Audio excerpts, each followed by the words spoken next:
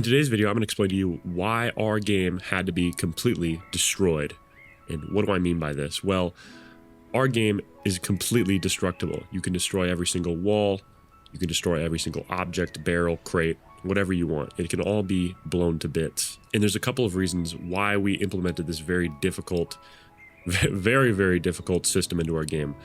The first and foremost is, when you play a game and the world doesn't respond to what you're doing, it feels very artificial.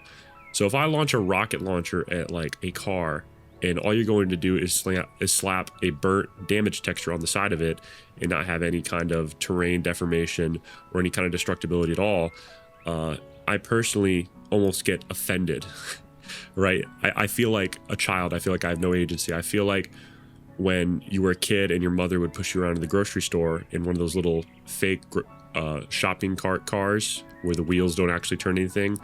That's how I feel. I feel like the developers are saying, we don't trust you to change our world. We don't trust you to play with the toys, and we don't trust you to make your own decisions. So you're going to play how we want, and you're going to play through our choke points, and you're going to play through our terrible map design. And personally, that does not sit right with me at all, because I want to break the game and I want to break the rules. And I have an assumption that there are many other players out there like me who, want to be in the driver's seat and they want to be making actual decisions that impact the world around them.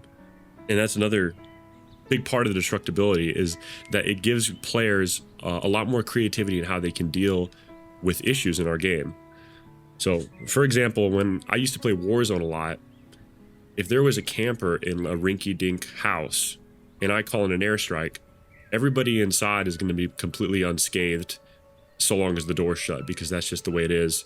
There's no destruction in that game, and that really limits how I can deal with people who play like that. In Reverses, the game that we're making, if somebody's camping in a room, you can just remove the room. We give players a wide variety of different gadgets and weapons and tactics that they can deploy to deal with all the unique situations that we're going to create for them. This kind of a system also has the added benefit of making the maps much more dynamic and replayable. So the first time that you play one of our maps is going to be completely different than the second, third, fourth, and fifth time, because we're giving the players an active role in shaping that kind of experience. To me, putting the player in the driver's seat is a lot more interesting than simply foisting on a specific gameplay style or a specific experience that we want them to have. Like, if I make a bad map design choice and create a choke point that you absolutely hate, you can just destroy the choke point. That's going to be it for today.